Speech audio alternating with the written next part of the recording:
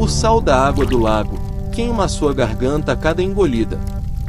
Mas as estradas elevadas foram cortadas, e não sobrou uma única gota potável. Acima da sua cabeça, blocos de pedra e lanças espanholas desavam sobre a sua canoa, enquanto uma praga invisível transforma a sua pele em um verdadeiro campo de batalha em terra. Você não está apenas lutando contra um exército invasor de aço e pólvora. Você está preso, desesperado, e morrendo lentamente por dentro, no coração de um império que se dissolve no próprio sangue. No conforto do século XXI, nós abrimos uma torneira e temos água pura em questão de segundos. Se sentimos fome, pedimos comida ao toque de um botão. Mas no verão de 1521, no topo do Vale do México, a maior e mais espetacular cidade aquática da Terra se transformou em uma armadilha de pesadelo. Esta é a história que os livros didáticos resumem em poucas datas, mas que a carne e os ossos dos defensores sentiram na pele. A brutal e aterradora realidade de tentar sobreviver ao cerco de Tenochtitlan. Para entender o horror desse cerco, você precisa esquecer a imagem tradicional de uma fortaleza de pedra cercada por campos secos. Tenochtitlan era uma obra-prima da engenharia, ela flutuava sobre as águas salobras do Lago Texcoco. Ela dependia de gigantescas estradas elevadas, as calçadas de pedra, para se conectar à terra firme, e de um aqueduto duplo construído em Chapultepec, que trazia milhões de litros de água doce todos os dias. Quando Hernán Cortés e seus aliados retornaram para destruir a capital asteca, eles não tentaram invadir os templos de imediato. A primeira atacada foi de uma crueldade tática impecável. Em maio de 1521, eles cortaram o aqueduto de Chapultepec. Imagine a cena. Em questão de poucas horas, uma metrópole de mais de 200 mil habitantes perdeu a sua única fonte de água potável.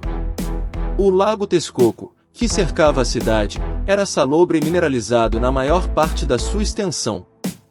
Sem o aqueduto, a população foi levada ao limite da insanidade biológica, cavar poços nas praças e beber a água salobra e lamacenta que infiltrava pelo solo. E a água salobra destrói o corpo humano rapidamente. O excesso de sais minerais e sódio acelera a desidratação, causa diarreia grave e devora os rins por dentro.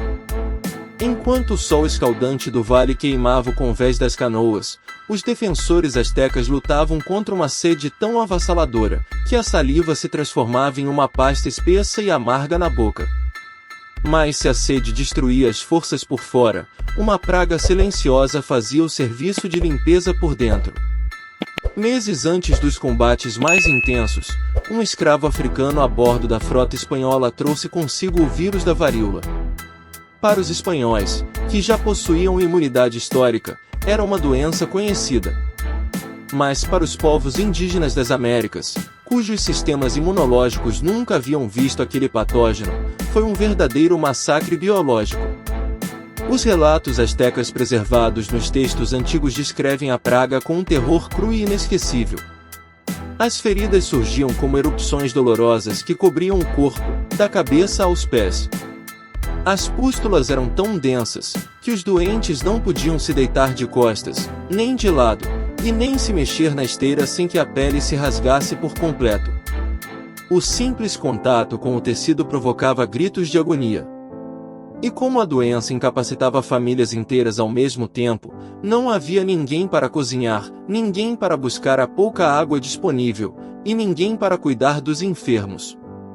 Centenas de pessoas morreram não diretamente pelo vírus, mas de fome e de sede em suas próprias camas, apodrecendo no escuro de suas casas de adobe enquanto o combate rugia lá fora.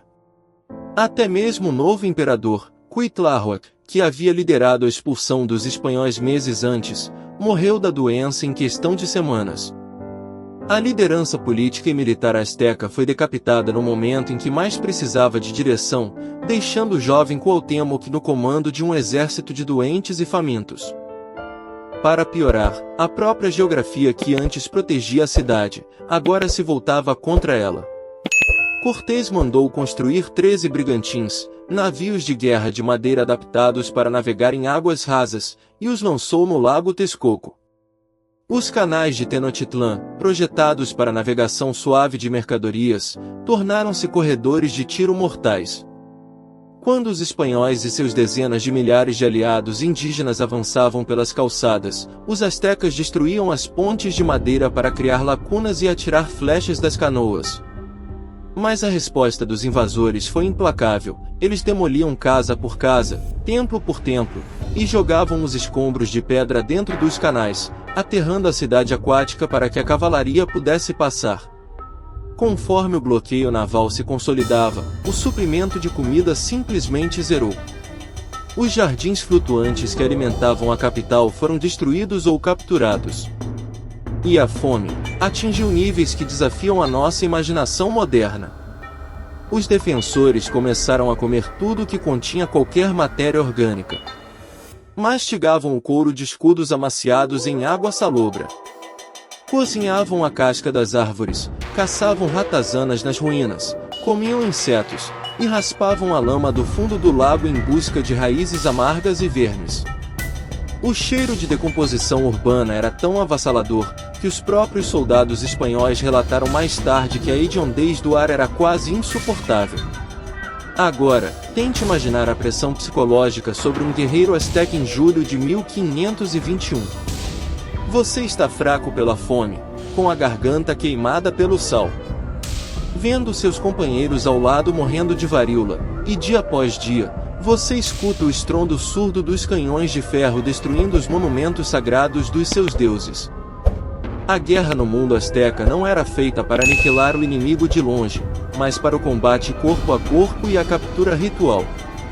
Quando os astecas capturavam soldados espanhóis ou aliados indígenas em emboscadas nos canais, eles os levavam ao topo do templo maior para serem sacrificados à vista de todos na cidade. Os tambores de pele de cobra ecoavam pelo lago, um som grave e aterrorizante, que anunciava a morte. Em resposta, a violência espanhola e dos seus aliados não tinha limites. Não havia rendição honrosa. Bairros inteiros eram queimados com famílias presas dentro. As ruas estreitas ficaram tão apinhadas de corpos em decomposição, que os combatentes precisavam pisar sobre os mortos para avançar nas trincheiras de lama e escombros. A cidade que antes brilhava como uma joia branca no meio do lago, transformou-se em um pântano de cinzas, corpos inchados e águas envenenadas. Em 13 de agosto de 1521, após quase 3 meses de cerco ininterrupto, o último reduto asteca caiu. O imperador Cuauhtémoc foi capturado enquanto tentava fugir em uma canoa para manter a resistência em terra firme. Quando ele foi levado a Cortés, a cidade ao redor estava em um silêncio absoluto. Um silêncio pesado e funeral, que encerrou um dos episódios mais sangrentos e dramáticos da história humana. Estima-se que mais de 100.000 a 240.000 indígenas tenham morrido durante esse cerco. A grande maioria, vítima da fome, da sede por água salobra, e da infecção desenfreada da varíola. Hoje, sobre as ruínas drenadas desse grande lago, ergue-se a moderna cidade do México. Caminhamos por estradas e praças sem perceber que, metros abaixo do asfalto, repousam os restos de um império aquático que colapsou em uma luta desesperada pela vida. A história muitas vezes nos vende a narrativa dos grandes impérios através da arquitetura monumental e do ouro reluzente.